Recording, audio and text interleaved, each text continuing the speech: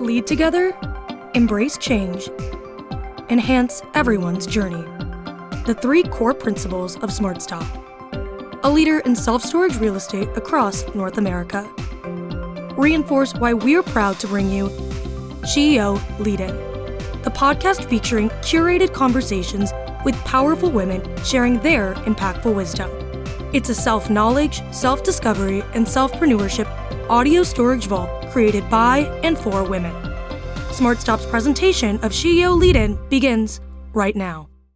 Today we're here with Nancy Laturno, the founder and CEO of Mainly Mozart. How are you today? I'm great, thank you. Great. Well, I'm very excited to hear more about what you do every day. Does your job, does it require you to be very flexible, or is it that every single day you have exactly the same schedule? Oh, no, it is absolutely not even similar day to day. Well, explain it. Tell me what that looks like. Partly when you're in the performing arts, a lot of things change, a lot of things go wrong. We have to be very adaptable. So it's not like I'll name an industry I know nothing about. It's not like running a bank. Right. That behaves the same way, whether it's COVID, whether it's, we are constantly adapting. And sometimes it's a really heavy focus on fundraising. Sometimes the focus really shifts to events. Right now, we have a lot of events are going on every day. Everybody in the office is dead. But so there's a lot of variety. And a thing I love about doing what I do is that you can imagine something and then make it happen. So we're always kind of working and creating. Well, I was just in New York this past weekend, and I watched Mamma Mia. Yeah. And then the Rockettes had their 100th anniversary. Fun. What an amazing time. And you know what? I was reminding myself, I need to do this more because it makes you feel good. It does. I think that people that's probably one of the things that you like most about your job is it makes you feel good when you see the performance come together. It does. Well, and we know music changes your moods. It does. And it affects health. So there are a lot of physiological reasons that you want to be around music, not just because, but it does. It makes us happy, or it makes us feel something. Yeah. Well, I would say it's almost always good. Something is almost always good that comes from music. It can be sad or melancholy or something, but it makes you feel. Yeah, it does. It makes you feel. So do you have a fun short story that you wanted to share about your childhood? Something that maybe people don't know about you? Oh, my God. There are probably a few things people don't know about me. I grew up in Imperial Beach. Okay. I went to Mar Vista High School, went to San Diego State. I was very active in politics. You know, I thought every family knocked on doors every Saturday. We did precinct walk. My mom and I went out walking precincts. I did that. And then I went into political campaigns through my early 20s. Wow. So why were you involved with campaigns? Well, I mean, our family was always very political and very interested. And later my dad became mayor of Imperial Beach more when he retired. But we were just we always cared about change. Yeah. And so I sort of didn't realize that everybody didn't behave that way. And then I majored in political science and went to Sacramento for a minute. And it ended up, my son, who also went to San Diego State, majored in political science. Neither one of us ended up there, but I think it's always been a love. Nancy, there are people that still don't even vote. They are that apathetic. I know. I always tell people, hey, listen, if you care enough to complain, care enough to be getting involved. Absolutely. Because that is really important. A lot of people, and I also say this often, we need more public servants and less politicians. We need people that are there for the right reasons, doing the work, and, doing it in a way that's bringing people together, not divisive. Anyway, do you have one word that describes you the best? It depends if it says mom or if it says, but I think I'm driven. I'm very driven. Very loyal. Can I have 2 words? Yes, of course. Yeah, I love that. If I have 5, I'll just keep going because I don't know. You're so funny. So how long have you been in your current career? 37 years. 37 years. And then before that, you were in politics? Is that right? Well, I did politics and actually It was through, do you know Jim Laslovic? Yes, of course. Okay. Yes. So I was working for a politician and called the San Diego Chargers and said, I want to hire Kellen Winslow. I think at first Jim had just arrived in San Diego. I didn't know him yet. But Jim ended up doing this commercial for the candidate that I was working for. We became very close friends. He and his wife and I became best of friends. And she was working at the San Diego Symphony as director of marketing. Oh, wow. So through the longer story, I ended up as director of PR and then PR and marketing when she left. Was at the San Diego Symphony for 6 years. And then you started mainly. And then went to university and then started mainly Mozart. So tell me, what drove you to do that? Did you just see the need, or how did that work? You know, I wanted a change from what I was doing. I thought at age 24 that I was burnt out already, and you know, your candidate wins, your candidate loses, and I didn't know that I was going from frying pan to fire because the arts is very challenging. And you know, when I went to the symphony, they had a canceled season. There were, you know, lots of different kinds of challenges, but I was involved in the community. I think that's why I was hired, and I was ambitious, and I was taught very early not to let what you don't know stand in your way, because I didn't know anything. Well, no, you just find people that will help you. Yeah, You know, find people that will help you. I've always said that I do the intelligent nod really, really well. And then I go figure it out, and I've done that my whole career.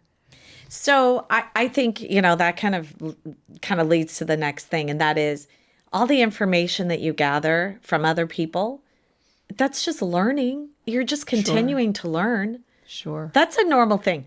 I would say even just, you know, if you actually will take the time to ask questions and all of that and put everything together, you can make an informed decision, and then you can also bring things together. 100%. And have your idea. Yeah, I'm not a musician. That's very rare for somebody in my role. I've worked in the arts for more than 40 years. Interesting. But I know musicians. I know the best musicians. I know, you know, who to look for the input that I need. You know. Well, I think a lot of it too is how does it all fit together too? Yeah. Because it's, you know. So let's just talk a little bit about measuring success and failure. What do you think? I think sometimes you can judge other people's failures and make yourself more successful because you go, I'm not going to do that. Yeah. I mean, I'm not big on the idea of failure. I think it's just pick a different door. Yeah. You know? And when somebody else, and it's, I guess, fail, if you run for office and lose, does that count as failing, or just maybe it wasn't your right time and you're intended to go elsewhere, do something different?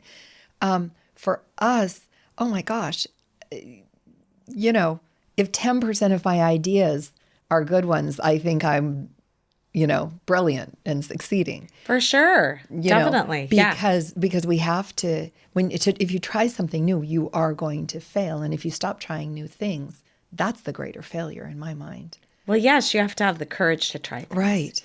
And, you know, get outside of your comfort zone. If it's something that's never been done, why not? Right. Why can't it work? Yeah. Until it doesn't actually work, I think it's good to try it. Yeah. And, you know, a lot of our young people, I think, really miss that because they're too scared of actually failing. Right. And, you know, that's how we're going to end up as a society that just stops continuing to move forward. Innovating, Fear gets in our way. Jumping is succeeding. Yes. Innovating is succeeding. Where that goes almost doesn't matter. But sitting back, being afraid And safe. to jump, that's failure. Yeah. Yeah. I agree. So let's talk a little bit about, and I think this is always cyclical myself, balancing work. Work and home, and, you know, exercise, and, you know, all the things that make us feel good and keep us moving forward. How does that look for you? Probably different than when you had kids or when they were younger. I think I've improved a lot. I think that I grew up remember even in middle school and high school, my mom would say, it's okay that you're doing these 8 different things, but do you have to be president of all of them? Like, do you have to be the leader? And I sort of never knew how not to. Right. And I think I hit real burnout about 10 years ago, where I just thought, I can't do this anymore. I can't go on. I hadn't figured out. And I took a 3-month sabbatical that a foundation funded. That's getting to be more of a thing where foundations are realizing that, in this case, nonprofit CEOs are leaving the industry because of the stress. Yeah. So I did it, and that really let me catch my breath. And I think part of the trick is catching your breath. I'm much more balanced now. So I actually do have something to say to the question. Great. 10 years ago, I was just the before case. I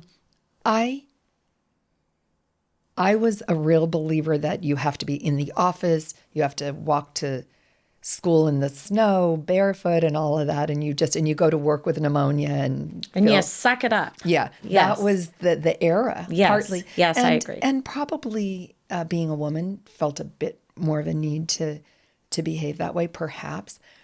And COVID, having people go home, was unimaginable for me, because you can't possibly be effective from home, until I realized that we could be. So it really forced a change in my thinking and my own, and my ability to be aware of it for my staff. I need to be more balanced. So I do my exercise regularly. I schedule that in. I try to make sure that staff has room to have work balance while still doing really, really demanding jobs at a very high level. Yeah. So I'm better. Well, and I think that's part of the innovation too, is we learned that there is a different way to do things. And being refreshed, I think, of course, helps us do better at what we're doing every day. But how sad would it have been if you hadn't had that time where you got the sabbatical and you just left? Yeah. Because you had so much more to contribute. Yeah, I wasn't ready to go. I felt I was so, I had other things. I had a car accident and, some things. So I had physical issues too. And I just felt like I was faking it at work. I thought, oh my God, I'm doing this. I don't know what I'm doing. I can't do this. And that was what burnout looked like for me 10 years ago. Right. Then I took this rejuvenating time. Fieldstone Foundation does this grant program, and your phone number changes. You can't have, you are cut off. Wow. And they want you out of town for these 3 months. And if you're here and you have to walk past your office to go to where you get your hair cut, they say, go get your hair cut somewhere else. We want you really away. So I disconnection. And I journaled every day, and I did yoga every day, and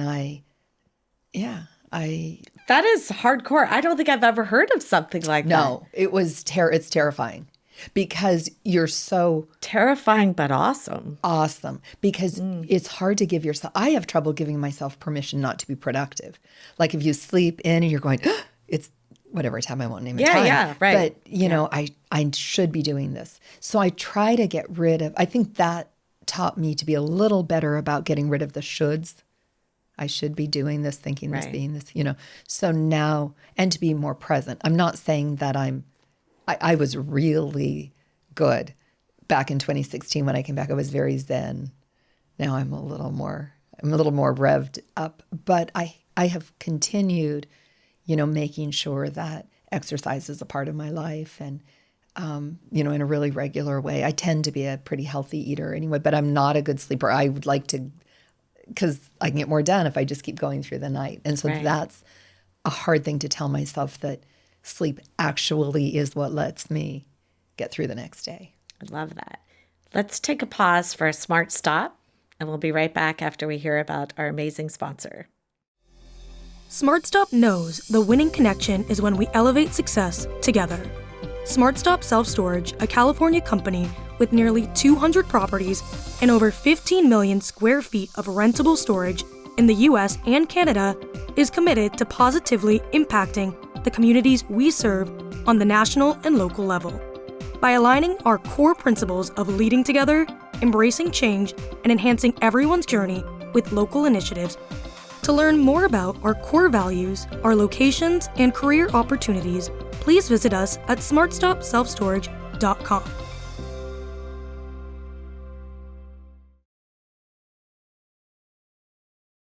So don't you think, though, having that pause, having that time brought you back to, and I have to say, it does sound a little terrifying with so much disconnection, but that it really led you back to a different place where you could do much, much more. Can it be 1,000,000%? Yeah. Because I came back a really different, I came back able to do my job at the very top of my game. You probably enjoyed it more too. I made a lot of changes. Mm-hmm. I enjoyed it more. I was empowered again. I was just so exhausted and depleted, and for a lot of reasons. Yeah. That well, having a physical issue too, I think really that affects you more than most people actually, if they've never experienced it, that they know. I just don't think there's any way to judge exactly how it's going to affect you when something like that happens. Yeah. So let's talk a little bit about you leading men in your career. Have you noticed any issues of there's a barrier, like they don't want to maybe follow your lead, or have you not really experienced that? I can certainly say that over these many, many years, never at Mainly Mozart, I've never been aware of it at Mainly Mozart. Prior to Mainly Mozart, probably I have just never considered it to be an issue. And I think the less I've considered it to be an issue, the less anyone else sees it as an issue. Yeah. We're just doing our job the best we can. Yeah. And if, I did have early in my career one pretty extreme situation, but that was resolved and we all moved on. Was that harassment? No, or? It wasn't. It was somebody, I was very young. I was my 26 maybe. Mm-hmm. And he was more toward retirement age, had been in business many, many years. Came in, I was director of one department, he was director of another. I went on vacation. He went to the CEO and said, I think this department should report to me. So when I came back, my assistant wrote me a letter, because at the time we didn't have, wrote me a letter and said, be aware, we now report to this man. And I came back and I said, I don't think we do. And by the time I left the office that day, 3 departments were now under me, including his. So I didn't play the game. Yeah. But I don't step back when I shouldn't step back. And in that case, it wasn't fair. It wasn't right. Yeah. Wow. That's pretty extraordinary. But if you had not had the courage, things would have been very different. Right. Mm-hmm. And I think my superpower in work is I don't take things personally. I never have. I don't really get my feelings hurt. I have found it easy to say, and I try to convey this to other women. It's really not personal. It's work. And we don't bring our emotions and our, with that, it's you can be calm and get a lot more done. You have to be calm. You have to be calm. Yeah. You can't be emotional. And you can't be emotional, and you can't, and it's not about, I hate this person or I hate this thing. No. It can't be any part of business. It. Yep, that's right. And I think I have seen women sometimes do that less well than men in the workplace. And I think that I know I'm lucky, because I never had to really work on making it feel, it has always just been easy for me somehow to not take things personally. So did you have role models that helped you with this, or is it just something that you knew? Something that you felt inside, that's how you should be? I think that I was very much raised believing that I could do anything. And I was very much raised with a lot of support from my parents, feeling like... So both of your parents, mom and dad, that you could do anything? Oh, yeah. Okay. Absolutely. Yeah, I think So they're probably role models for you. they're my biggest role models. Yeah. In terms of, I don't know, role models in terms of looking at what they did and doing it their way. But, my mother, regardless of in what endeavor it was, she said, you're smart, you're smarter than, mothers, but Yeah. and if it's something you want to do and somebody asks if you know how to do it, the answer is just yes, and then figure it out. And I have spent my whole career doing that. I'm not an expert in anything probably, but I'm a problem solver, and I'm a good thinker, and I'm a good listener, and I'm an innovator. And I'm pretty fearless. So I don't know much of anything. Like, don't put me in a what is it, like a trivia game? Yeah. No, I can't do any of that stuff. I don't remember things. But you can manage people that will help you do Yeah, it. I can set You up can the have party. a call. Yeah. I love that. But I don't know facts. And if people say, what was that wonderful, the third piece that was played last night? I'll go, oh my God, I don't know. I'm thinking about next season. I have no idea so I do have trouble staying in the moment. But you know the person to call to find out exactly what that is. Definitely. And at the end of the day, you can't remember everything. No, I don't try it's to. impossible. Yeah. I don't really try to. I know what I'm strong at. And remembering data is not my strength. And that's good to know. I mean, you know what? If we paid attention more to the things that we were good at and excel at those, and then let go of the things and quit being hard on ourselves on the things that we're not good at, think of how much more we could do. Right. Well, and empower people who are good at those things to Right. do, because if we all try to be good at the same thing. Part of a team. Yeah. Yeah, so you all have your strengths. Yeah, I agree with that. So what are some lessons learned that you would share with other women that you think would be helpful for them to propel their careers forward? I think that I hear a lot of young professionals, I'll say more than just women, maybe over-preparing, doubting themselves, figuring out, do I have to get this certificate in this class and take this? I think we should do a lot more. Get in front of people who can help you. Don't be afraid to ask for help and guidance. That's really important. When somebody calls me and says, I don't know where I'm going, I'd like just some, in my industry or not, I always appreciate the opportunity to talk to somebody. And usually I shouldn't say usually, that can be a lot more helpful. And I'm not trying to undermine getting a degree in arts administration or whatever it is. It's very valuable. It gives you good background. Yeah. But I think don't use over preparation as an obstacle to getting where you need to go, because sometimes it's just killing more time when jumping might have gotten you there faster. Interesting. So I have a question on the over preparation. Do you think it's doing the work as in reading that is true prepared, or do you think it's the reading and then sometimes taking too many notes? Like what do you? Like what part I of think that? being informed is critical. I think so. Yeah, too. being informed is critical. But and this does not work for everybody. Most of my job is fundraising. It's kind of half the artistic programming, planning. But it's also and you. it's raising money. Yeah. And you. when people want to learn how to fundraise, I would say don't do it my way necessarily, because that works for me. My way is seat of the pants. For some other people, and when people say, "Oh, we need to cultivate Mrs. Jones," and we need to, I go, or we could just call her.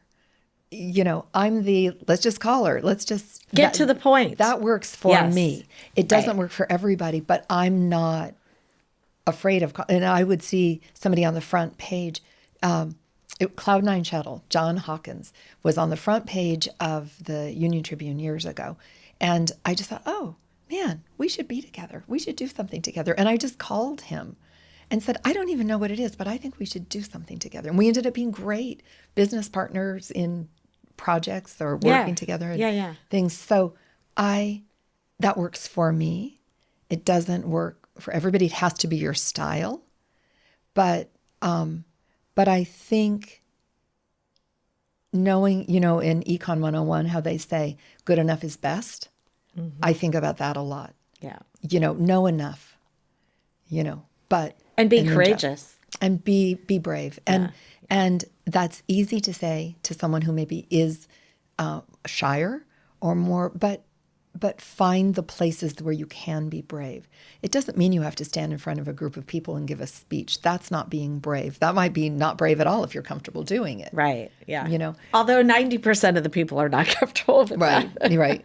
But I think it's just trusting what you know and being willing to jump and having some people around you maybe who even can catch you. We did, can I tell you a little thing? Go ahead. Yeah. So when COVID came, we didn't know. No one knew anything. No. So is this 2-week long thing? Sure. Or is it going to be, it certainly wouldn't be more than 3 or 4 months. Right. Yeah. And so people in my business started streaming after a while. Not immediately, but after maybe 5 or 6 months.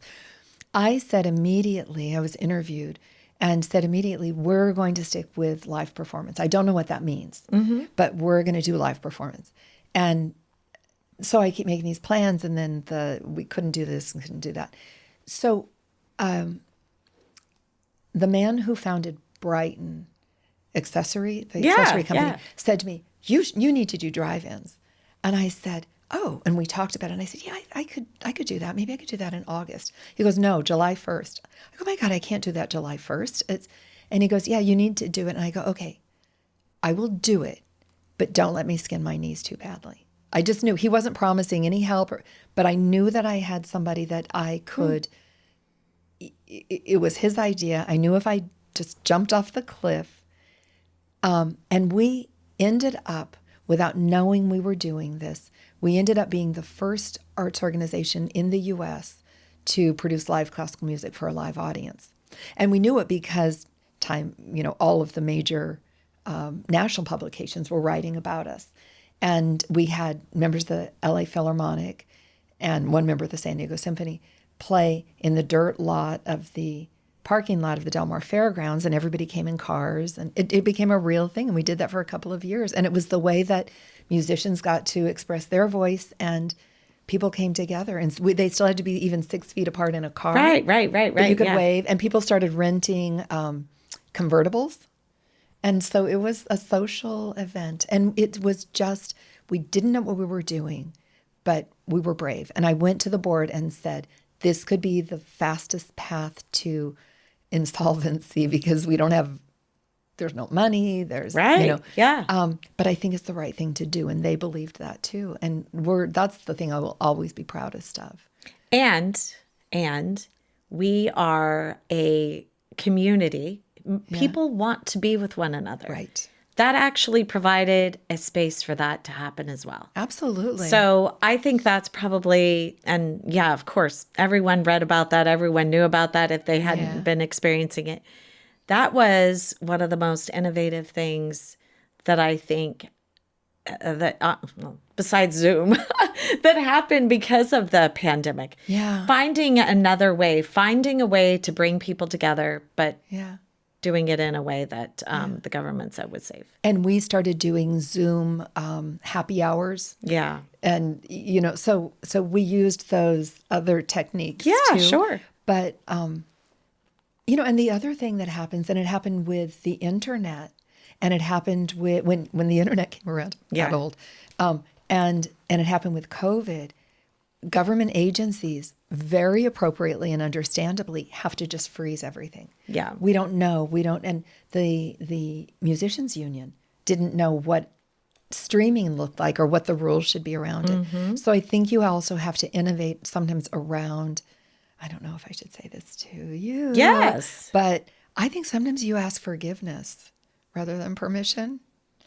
I'm just going to say it. I'm more of a ask forgiveness than permission type of person, even though we do everything within the rules and we stayed within the COVID protocols. But you can get frozen if you. Well, and do you know why? Because there's healthy fear and there's unhealthy fear. That's right. And I think having the healthy fear is prudent, but having unhealthy fear and being afraid of everything, you'll never have the courage that you need. That's right. To actually try new things. That's right. You'll be Frozen. paralyzed. Yeah. Yes. So advice. I think this is some advice right here, but Okay. what is some advice that you would give? You walk into a room of young women and you say, this is what I think you need to know for you to become successful and find a career that fits you. What would your advice be to them? I would say a few things. One is really be aware of what you love and where you want to go. Don't be tied to where you think you're supposed to go based on what your education is or everything. Find really what you love. I mean, that you've never worked a day in your life if you're doing what you love is kind of true. Not completely true, but largely true. And the other thing is is an invitation to look for a different way. I think that is so important. Don't be defeated or deflated by no, or it's just telling you to look for another method. This is probably not really appropriate, but when my son was getting ready to graduate and couldn't that semester because he couldn't get that one class, it was full.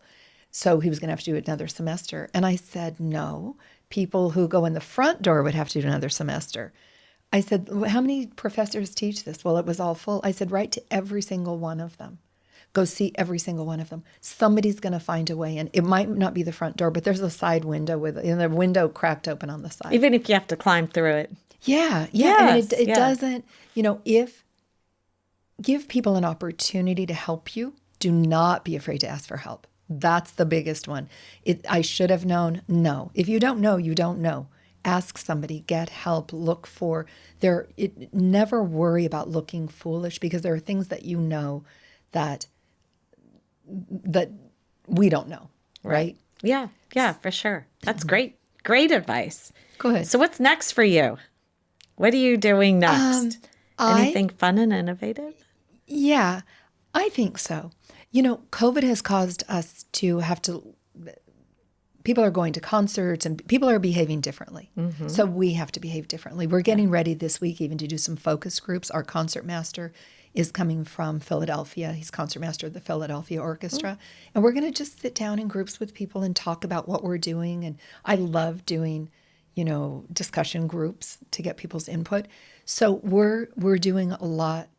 We're going to be doing a lot of innovation in the education arena as well as in the performance arena. Me personally, I'm trying not to come to the office. I'm not just trying. I don't like to use the word try. I am not coming to the office Mondays and Fridays. It empowers staff to kind of be more independent without me instead of my very present presence. Yeah. And I'm gonna start after this many years, working more. Well, I haven't even talked to the board about this, but I want to work a little more remotely. Yeah. And I don't want to leave mainly Mozart, but I do ever, or not anytime soon, but I do want to do it differently for me. And I think staying aware of what I need has not been my strength, but in terms of family, relationship, all of that, I want to balance. I want to keep remembering to balance. And finding different ways to do it. Yeah. Yeah, I like that. Well, thank you so much. Really enjoyed our conversation today. Me too. Thanks for being a guest. And I hope that our listeners have heard all of your wonderful ideas and the way that you have moved forward and continue to innovate. I love it. Thank you. Thank you. The incredible curated SheEO conversation you just enjoyed was brought to you by SmartStop, a leader in self-storage real estate and a company that upholds its core principles of leading together, embracing change, and enhancing everyone's journey. To learn more about SmartStop, please visit smartstopselfstorage.com. Cloudcast Media.